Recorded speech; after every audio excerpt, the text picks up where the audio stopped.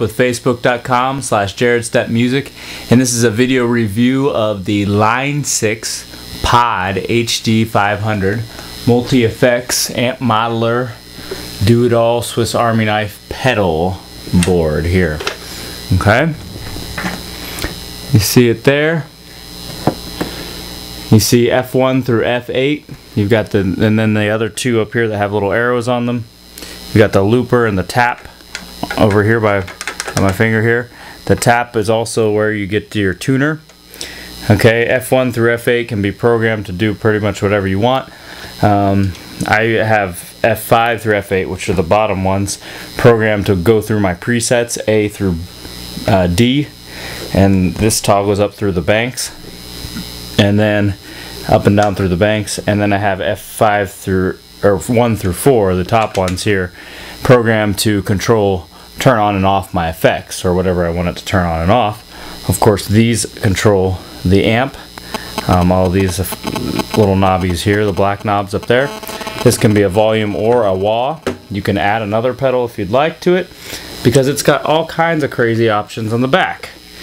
You have a guitar in, you have your pedal 2 here, you have 2 1/4-inch outputs. I'm only using one right now. You have 2 XLR balanced outputs, so it acts as a DI box. It takes away your DI boxes. Has a phones output, an auxiliary input, mic input. You can send, there's the effects return loop. There's the effects send here. A Variax, SPDIF out, MIDI out and input, out through and input, and the USB, which is a very useful feature because you can hook it up to your computer. There's a much better view than this little tiny screen here. We've got some knobbies up there that control the parameters of the effects here below the screen, but the screen is a little small, and so I normally do all my editing on my computer because it's just easier to work with. I normally, in my rig, I'll have it set up with a bunch of other pedals, some other pedals hooked in, but tonight I'm just looking at that. I've got my hybrid Bavix Octane guitar here, and I'm setting it through a Fender volume pedal on the one side so that I have a volume.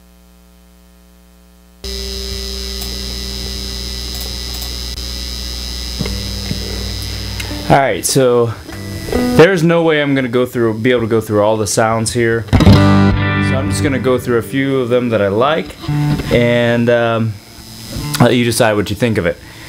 First off, this is just the electric side of the guitar.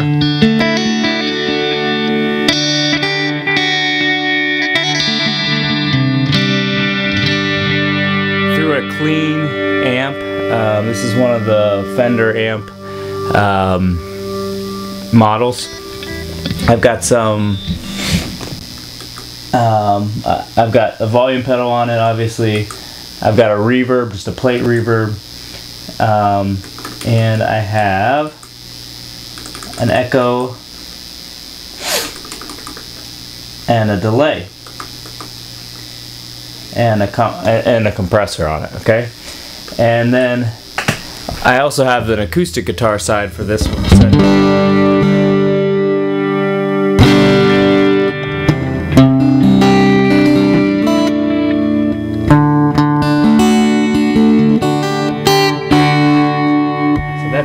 That was both for a second, and then just the acoustic right after that. And I've got a tube compressor on that. That's a model of about a $5,000 studio compressor. It's the best compressor, one of the best compressors I've ever heard, and it's a model. It's awesome. And then I've got a little delay on there too. So you put those together, and you have this.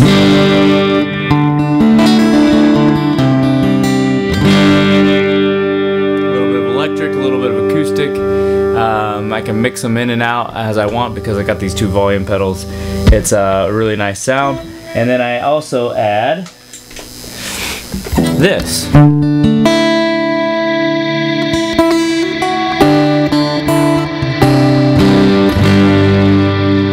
to know what Line 6 really does right, Line 6 really does reverb right. They do reverb awesome. That is the particle verb reverb. They have all kinds of awesome reverbs. The octo reverb is spectacular as a shimmer. Particle verb as a shimmer, as a pad.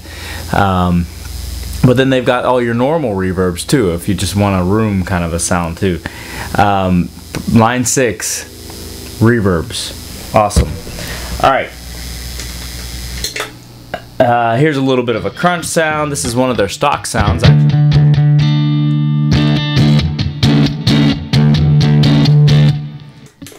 Bump it up a little bit. And a little higher. Alright. Now here's a higher gain sound that I've created that I like a little bit.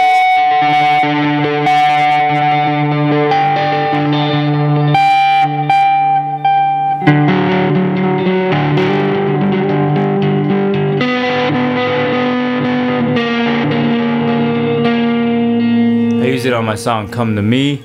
The next setting that this is a mid gain kind of setting.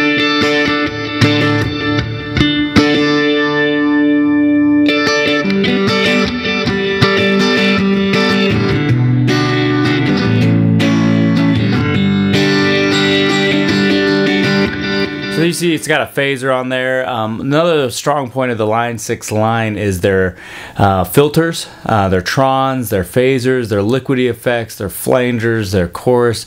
Their choruses are okay, but the rest of that is really excellent, and I would highly recommend them. Here's a little bit of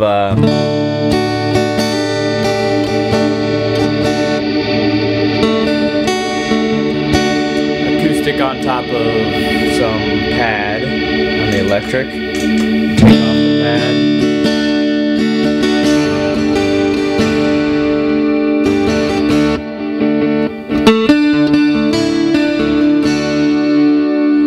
And throw on some distortion. Now, the amp models of this pedal are great. The distortion models, the overdrives, I'm less than happy with. I prefer to have my own outside overdrives and distortions that I add in. So I get some of that overdrive from the amp models they have here. But where I'm looking for a distortion pedal or an overdrive pedal, I'm not really satisfied with the Line 6 stuff because they are a little more classic rock, metalheady for me, where I'm into the low gain stuff. Think Timmy overdrive, the Tim pedal, the analog, Prince of Tone, not the King of Tone. It's a little too much for me. Himmelstrutz stuff, that's what I'm into. Sweet Honey overdrive, Mad Professor. Those are the kinds of things that I'm into. This just doesn't do it for me. Most of their overdrives on there, they don't do low gain great. So here's another acoustic. Now almost every sound that I have here, I'm running through that tube compressor. That's the model of this like $5,000 compressor, the LA2A. I forget who it's even by right now. Great compression. So like this pedal is awesome at a number of things. It's awesome at amp models. It is awesome at that compression in particular. Has awesome reverbs. Their filter effects, you have everything you could want. The delays are standard. I don't use a crazy delay. I use pretty standard delays, stereo delays. Sometimes you get a little ping pong effect here and there. Use just a regular, eighth note delay. A lot of times you can tap it in real easy. Nothing crazy. So I can live with their delays. They're great. Their chorus, I found one that I like. Other than that, not so excited about their chorus. Their choruses, their reverbs, like I said, are amazing, all of them. And so basically the only thing that I'm looking for outside of this pedal would be what I get from my POD 2, which it's a unique animal itself. No one reproduces what that thing can do, other than if you're doing a synth access guitar. And then through my overdrive pedals. So, but this is the best modeler I know of. I know of professional artists, Lincoln Brewster, for instance, who use this as their live go-to thing for amps and everything. They don't bring amps to concerts. He doesn't bring an amp to concerts. He plays through this HD500 because the amp models are really, really good. I really like the Dr. Z amp model. I like all the Fender amp models that they have in there. There's a high watt that I'm okay with. There's a couple smaller amp models that are pretty cool too. The Gibson amp model they have in there is nice. So if you're interested in buying one, this is the only version, the HD500, that has 2 inputs and 2 outputs that you can do dual signal chains with. Okay, so you can actually have effects on one guitar and different effects on another guitar. For my hybrid guitar, that's why I bought this pedal, because I wanted to have 2 signal chains. I wanted to be able to put certain effects on the electric side and different effects on the acoustic side. I also have a Parkwood hybrid. I also have an Ibanez Montage. I do everything on hybrid guitars. So I hope this video review was helpful. If you're interested in buying this pedal, I got this one used very cheaply. One of the knobs was messed up a little bit, but new. It's a $500 pedal, so save your pennies. All right, God bless you, and like me on Facebook.com/JaredSteppMusic. Thanks.